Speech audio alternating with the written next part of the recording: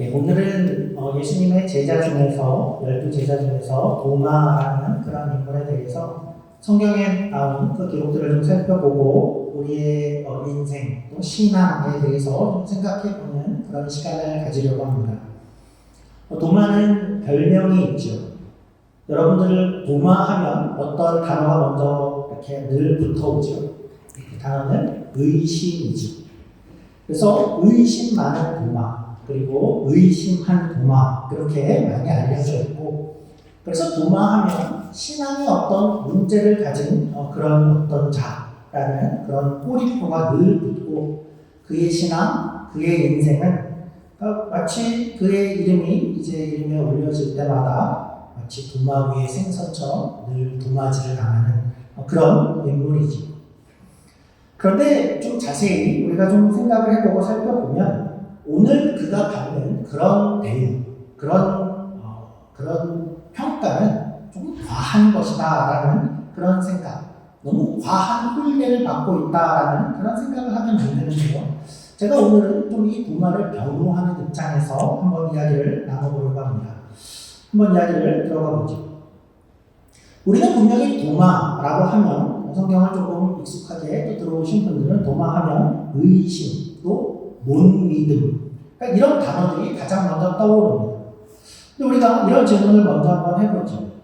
우리 신앙에 있어서 신앙의 어떤 과정, 신앙 가운데에 의심, 또 질문, 어떤 퀘스천 마크 이런 것이 생기는 것, 이런 것은 우리의 좋은 신앙을 방해하는 어떤 것일까요?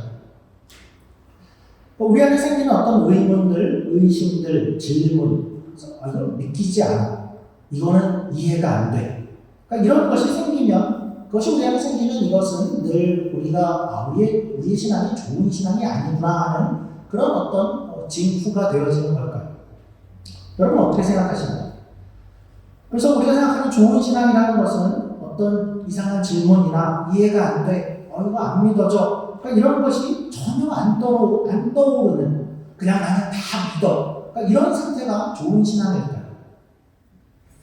그러니까 다분히 우리 한국에 그러니까 열심히 있는 전통에서 또 자라오시고 그 영향을 많이 받은 우리들은 그러니까 이런 생각이 매우 당연하게 여기게 되어 있기가 쉽지요. 그래서 워낙에 강한 믿음, 순전한 믿음, 온전한 믿음, 흔들리지 않는 믿음, 그러니까 이런 표현이 훌륭한 믿음으로 우리가 강조하다 보니까 뭔가 저는 이런 건 좀 안 믿어집니다. 저는 그거는 아니었을 것 같아요. 저는 이런 거는 이해가 안 됩니다. 그러니까 신앙에서 이런 표현 자체가 교회 안에서 어떤 불경한 그런 표현으로 이렇게 여겨지기 쉬운 분위기가 되기 쉽고, 그런 말을 누군가가 이렇게 한다고 하면 야, 조용히 말해. 그리고 이렇게 크게 말하고 그래. 뭐 이렇게 큰 잘못이라도 한 듯이 그렇게 여겨지기가 쉽죠.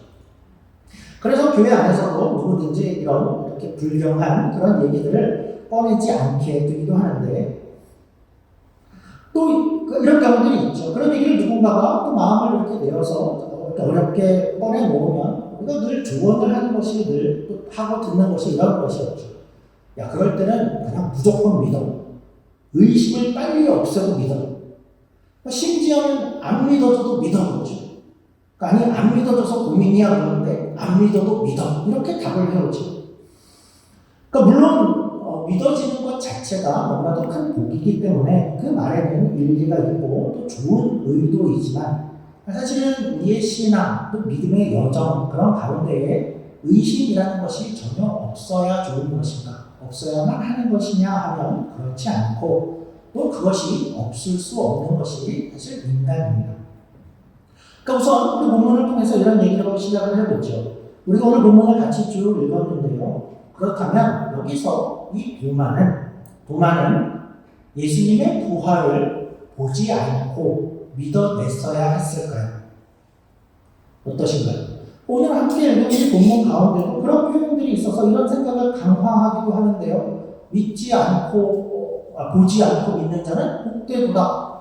그런 얘기를 보니까 예수님의 부활을 보지 않고 도마를 믿어냈어야만 했을까요? 그리고 오늘 읽은 이 본문의 주제, 핵심, 말하고자 하는 바가, 그렇다면 그 핵심은 우리도 안 보고 믿어야 된다. 그것이 핵심일까요? 신자라면 이제 누구라도 그래야만, 그 정도가 돼야만 해야 된다 하는 그 이야기를 지금 이 본문이 하고 싶은가 하는 그런 질문입니다. 그러니까 도마는 오늘날에 이렇게 심한 혹평을 당하고 있는데 이런 질문을 드려보죠. 그렇다면 다른 제자들은 다 믿음을 가지고 안 보고 믿었는데 도마만 거기에 그 수준에 미치지 못해서 우리에게 그런 평가를 받고 있는 것일까요? 그렇지 않죠. 다른 제자들은 어떻게 믿었죠? 예수님의 부활을 다 보고 믿었죠. 사실은 이 다른 제자들도 조금 얼마 전에 정확히 도마의 위치에 있었던 적이 있었습니다. 그러니까 예수님을 아직 못 본 상태에서 예수께서 부활하셨다는 소식을 말로만 전해들은 그런 적이 있었습니다. 예수님은 부활하시고 그 모습을 가장 먼저 여자들에게 보이셨죠. 그리고 막달라 마리아와 여자들은 제자들에게 달려갔어요. 그래서 말했죠. 우리가 예수를 봤다. 그가 살아났다. 이때 제자들이 하나같이 다 어떻게 반응을 했냐 하면 우리 화면으로 보죠. 마가복음 16장 11절입니다. 그 얘기를 듣자 제자들은 모두가 그들은 예수의 살으셨다는 것과 마리아에게 보이셨다는 것을 듣고도 믿지 아니하니라. 그러니까 다른 제자들도 보았다는 사람들의 말만 듣고는 그들도 믿지 못했다라고 말하는 것이죠. 그러니까 일단은 이런 것은 아닙니다. 우리가 다른 제자 같았으면 그는 안 보고도 믿었을 텐데 도마는 워낙에 의심이 많은 사람이어서 안 보고는 못 믿었다니. 그러니까 너무 단순하게 이렇게 생각하는 것은 너무 가혹한 혹평이다, 심한 도마질이다 라는 것이죠. 그래서 예수님은 부활을 하시고 나서 사람들에게 약 13번을 나타나셨습니다. 그러니까 제자들에게, 또 다른 제자들에게, 또 500여 형제에게, 또 예수님의 형제 야고보에게 나타나시고 총 13번 자신을 그렇게 보이셨습니다. 왜 그러셨을까요? 이것은 보지 않고는 믿기가 너무 어려운 것이었기 때문에 그랬습니다. 저희 아버님이 약 10년 전쯤에 돌아가셨는데 저는 저희 아버님이 살아나셨다라고 누가 저한테 얘기를 한다면 저는 개인적으로는 하나님이 그런 어떤 능력 면에서는 그렇게 하실 수 있는 분이다라는 것을 믿습니다. 그러나 저는 보지 않고는 못 믿을 것 같습니다. 고대의 사람들이라고 해서 막 우리보다 지금 현대보다 과학적이지 않으니까 어떤 사람이 십자가를 지고 그 대중 앞에서 철저하게 그렇게 확실히 죽었는데 그가 살아났다라는 말을 막 아무나 믿을 수 있었을까? 그렇지 않았습니다. 그러니까 다들 못 믿는 게 너무나 당연한 것이었죠. 제자들도 처음 듣고는 다 못 믿었고 그래서 그걸 탓할 수는 없는 거고 그래서 예수님은 13번이나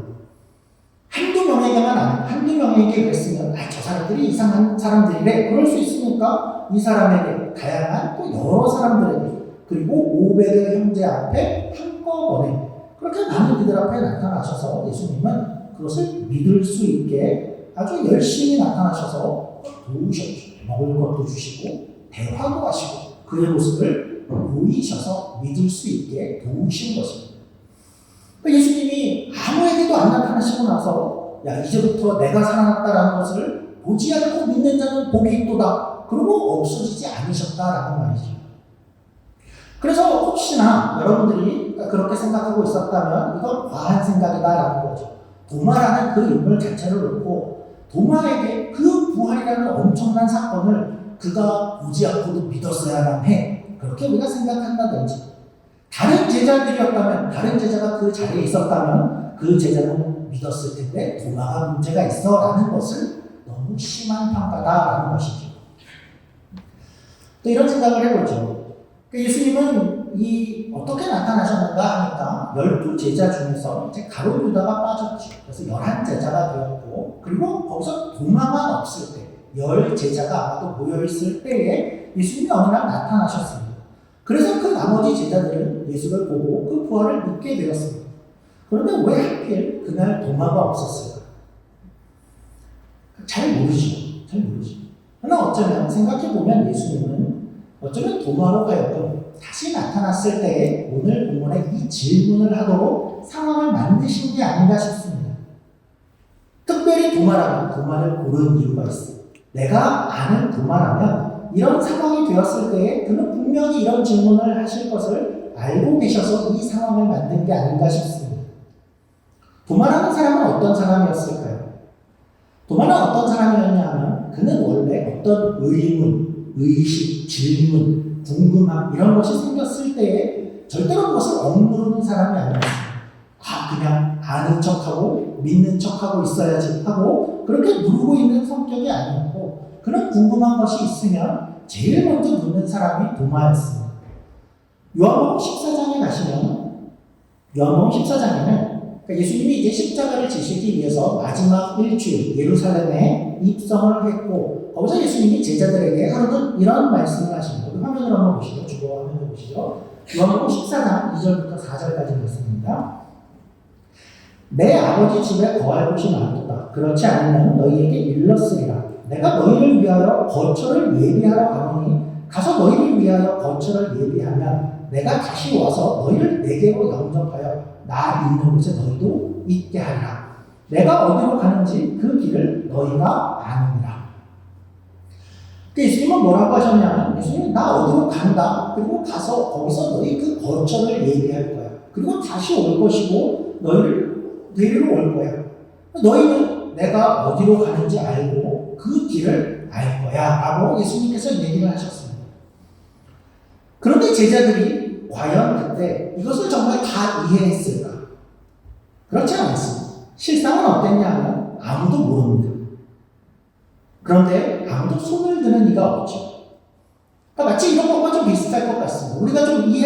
우리도 예전에 그랬던 것 같은데 학교에서 선생님이 어떤 교실에서 어떤 어려운 컨셉을 놓고 한참 설명을 하시고 나서 수업을 마칠 때가 다 돼서 얘들아 이제 너희 이제 다 알았지? 내가 설명했으니까 다 알지? 그러면 여러분들은 어떻게 할까요? 그런데 혹시 이제 우리가 그것을 다 이해하지 못했다면 혹시 여러분 중에 선생님 저는 이해하지 못했습니다 이런 분이 계실 거예요.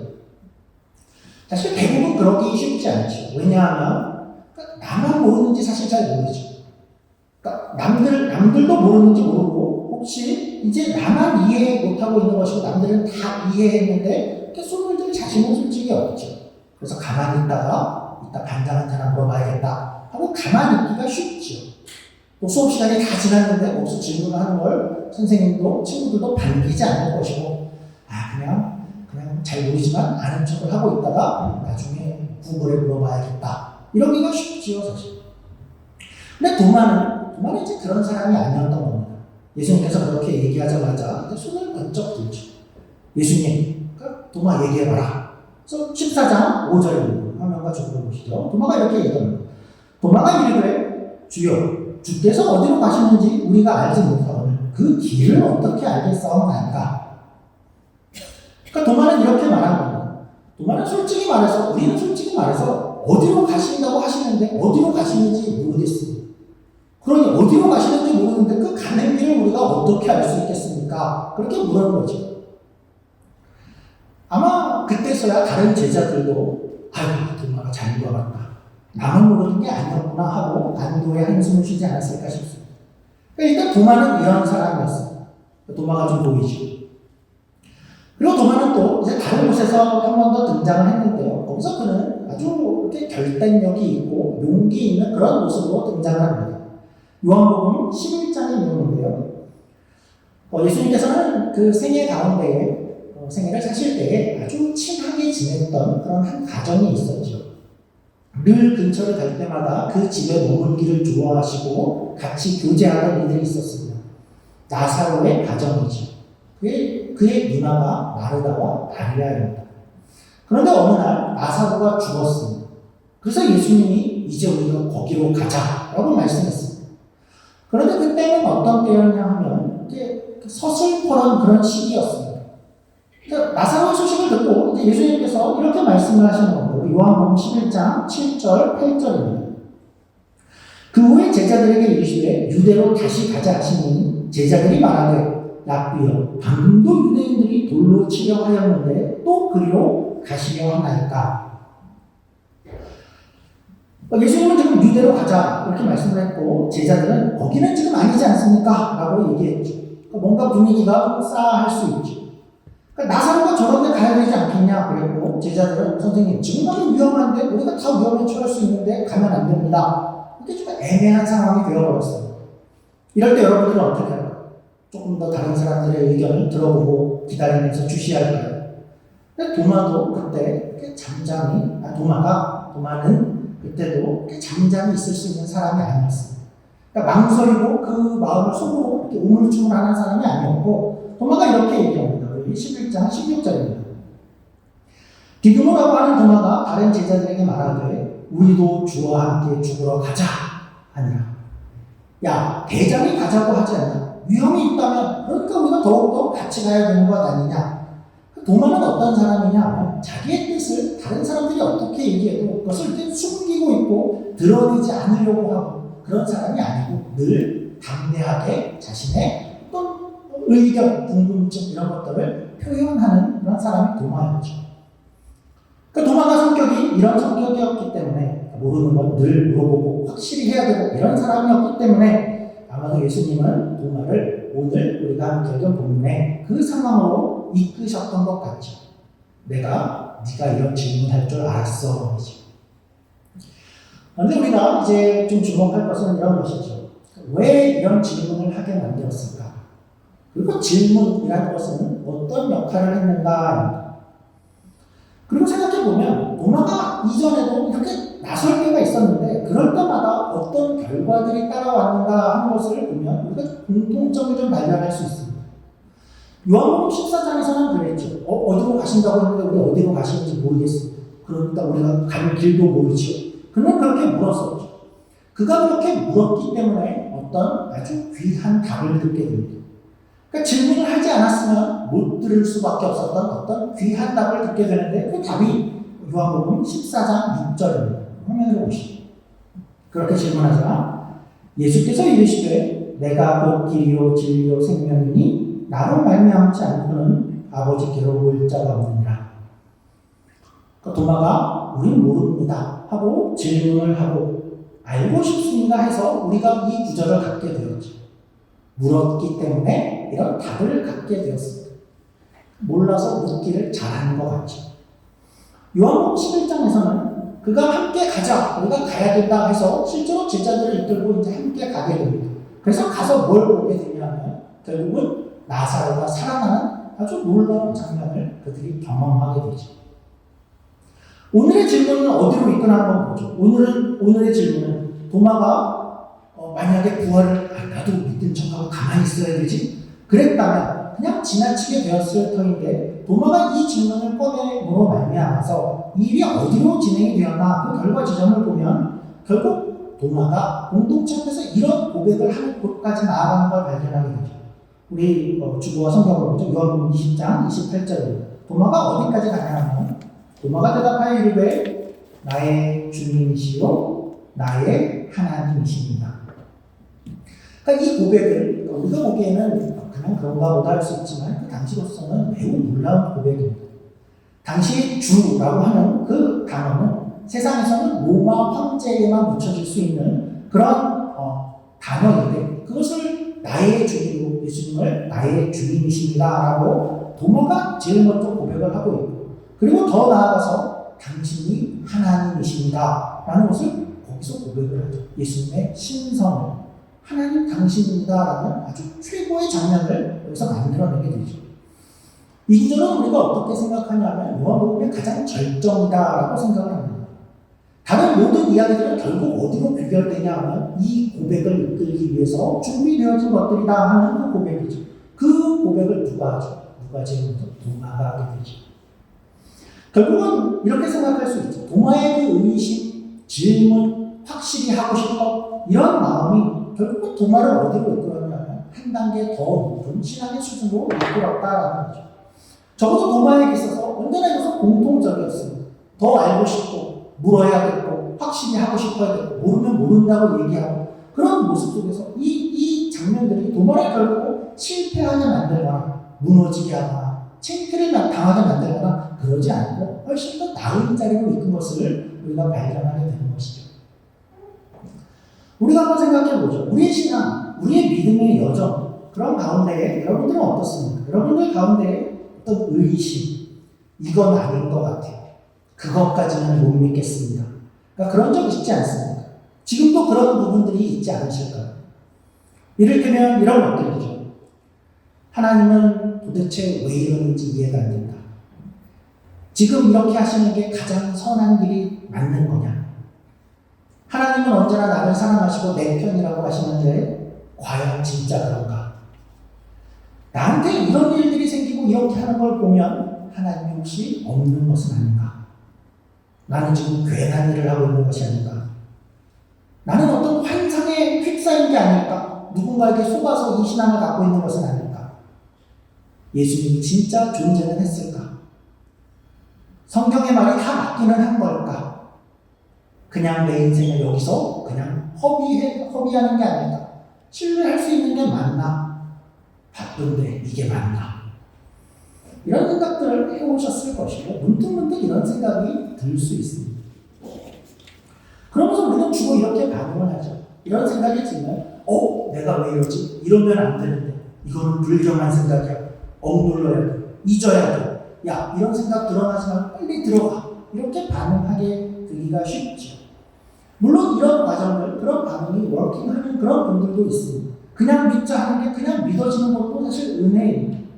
그런데 어떤 분들은 그런 것이 안 되는 분들이 있습니다. 도마와 같은 분들이죠.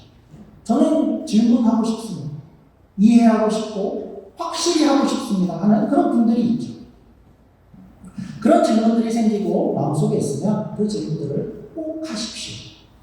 그것을 자신에게 계속해서 물으시고 또 주변의 공동체 안에서 주변 사람들에게 그 질문을 꼭 던져주십시오.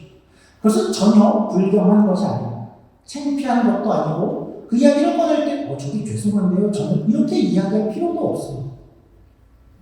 죄송할 필요도 없는 것이 그러니까 첫째는 이런 면에서 그렇습니다. 우리가 그런 표현을 쓰고 그런 말을 한다고 해서 전혀 하나님을 해하지 않습니다.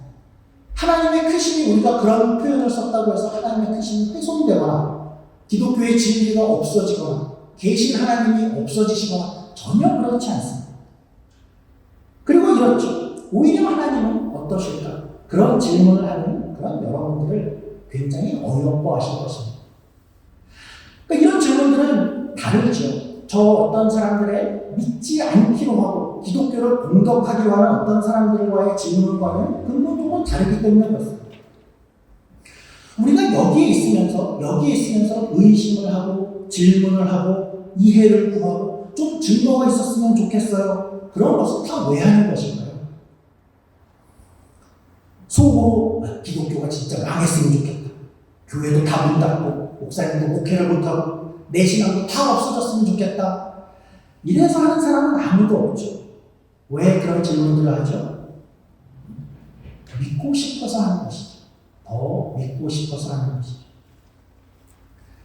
어떤 드라마의 포스터에 이런 장면이 있었습니다. 화면에 글씨가 잘 보일지 모르겠는데 그림을 한번 띄워주시면 뭐라고 써있냐 하면 라이어 객이라는 드라마의 포스터의 그 문구가 이런 거였습니다. 왜 믿지 못하냐고? 믿고 싶으니까 의심하는 거야.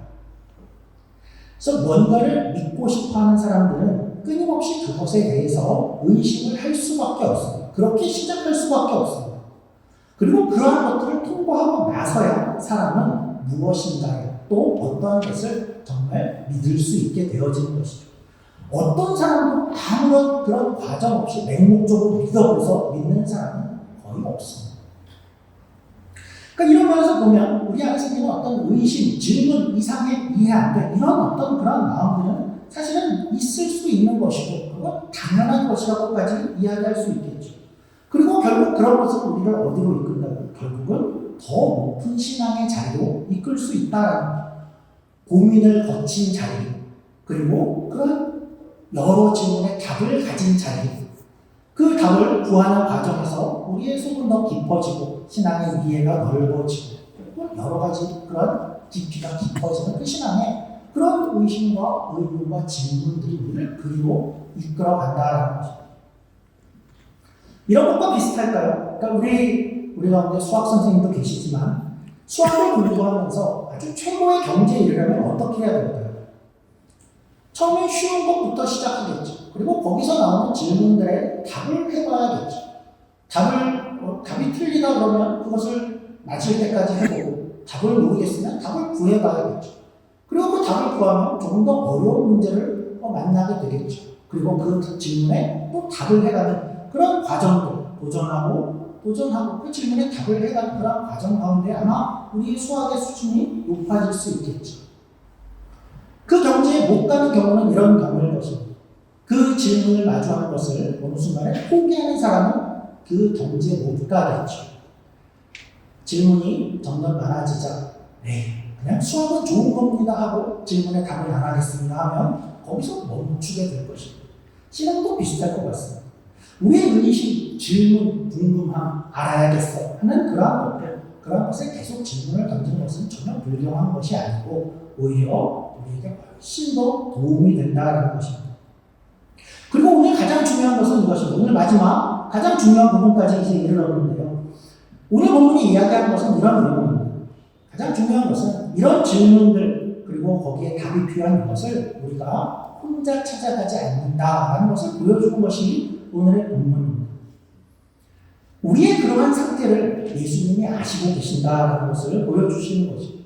우리를 도우신다라는 것이 오늘 본문의 핵심인 것입니다. 도마가 그렇게 이야기하죠. 나는 못 믿겠어. 보지 않고는 믿어지지 않는다라고 도마가 이야기하죠. 그럴 때 주님이 어떻게 하시죠? 도마를 향해서 야, 보지 못하고 못 믿다니 너는 그냥 그렇게 살다가 죽어라. 아니면 아직 못 믿어? 그럼 믿어질 때까지 답을 네가 혼자 찾을 때까지 한번 해봐라. 고생 좀 해봐라. 그러십니까? 그렇지 않죠. 주님이 곧 찾아오시죠. 어떤 분들은 이 찾아오시는 장면을 꾸중으로 생각하는 분들이 있습니다. 그렇지 않습니다. 분명히 이 내용은 다른 제자들도 믿을 수 없었던 내용이고 그들도 보았기 때문에 믿을 수 있는 상태였습니다. 이건 쉬운 게 아니었습니다. 주님이 그걸 아시지. 그래서 예수님은 믿음을 갖기 어려워하는 의심 가운데 있는 도마에게 나타나신 것이죠.